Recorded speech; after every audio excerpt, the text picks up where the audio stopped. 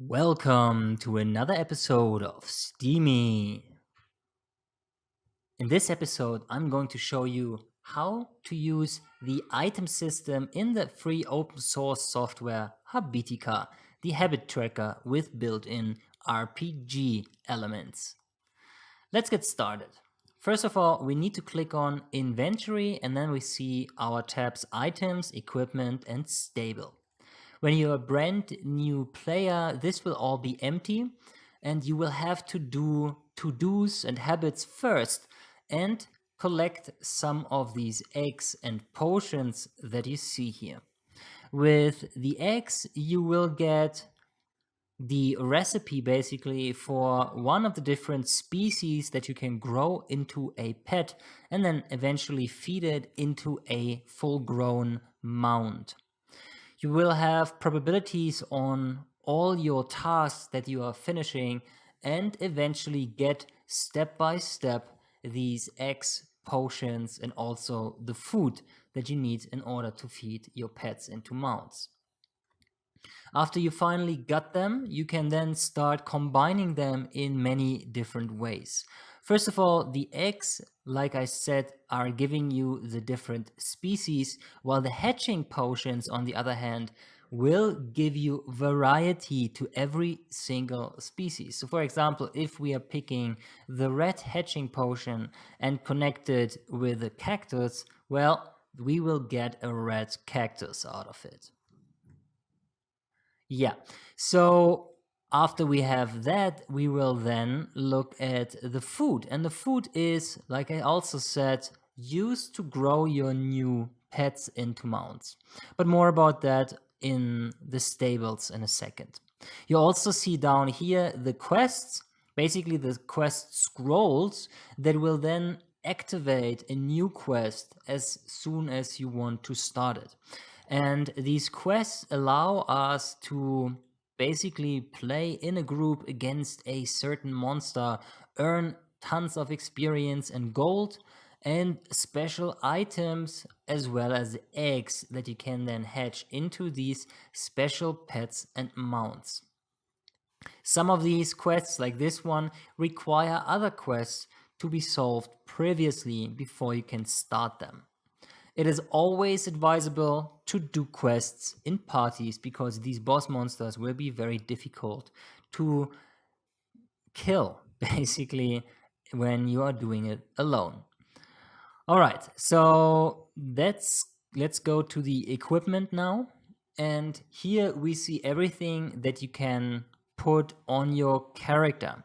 So for example, right now you see I'm holding in my main hand the shimmery winged staff of love and also truth.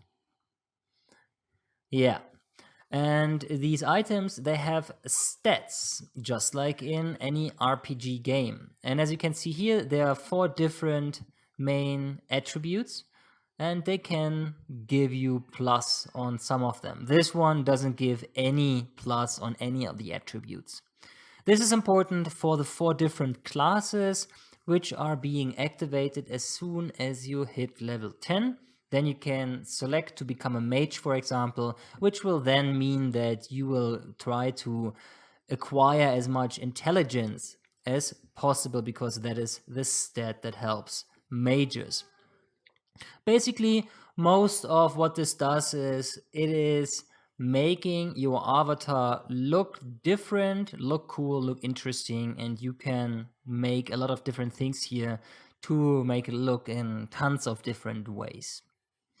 Further, we come to the stable, and in the stable we will find our pets and our mounts. You can see here the quick inventory being open, and we can use that in order to feed our pets. So as soon as you have hatched one of your eggs into one of the pets, you can then start feeding it by clicking on the food here and then just dragging it over to one of your pets. So for example, I'm taking the milk and feed my white wolf here, and I'm getting a feedback message that the white wolf really likes the milk. So it was efficient. If I use a different thing like a potato, for example, and put it on the white wolf, I will get a different feedback. Eats the potato, but doesn't seem to be, I couldn't read that, but happy or something like that. All right, this is how you then can get your pets step by step into, well, a mount. And the difference between a pet and a mount is that the mount is fully grown and you can sit on it. So the more milk I give to my white wolf, the larger this green bar will grow. And as soon as it hits 100%, the white wolf will grow into a white wolf mount. So when we scroll down here, you already see all my different default pets. You have to release them basically by clicking on show more, or by hide them on clicking on show less. You have magic potion pets with special kinds of versions for the default animals. And then you have the quest pets. So for example, here you see I can hatch a base griffin just by clicking on it, because I have the necessary egg as well as hatching potion. And I can now choose this button hatch in order to grow it, but I will not do that right now. We also see now down here the special pets, which are being handed out to the users through different events of the platform. And finally, we come to the mounts.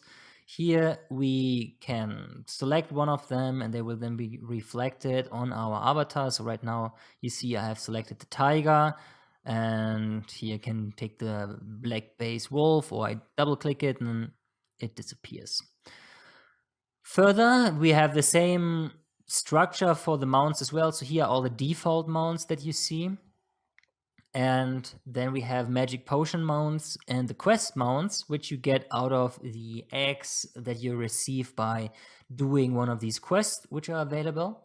And finally, we have the special mounts, which you can grow out of the special pets handed out by the events of the platform. So for example, here this Phoenix mount, when I choose this one, I'm now sitting on the Phoenix. And this is basically how the item system in Habitica works. When you equip yourself with new equipment and when you grow pets and mounts, you will be able to represent yourself like this, like I am right now, with a nice, interesting mount, a cute little pet, and some awesome armor and gear to make sure that your character looks appropriate and as awesome as you want it to.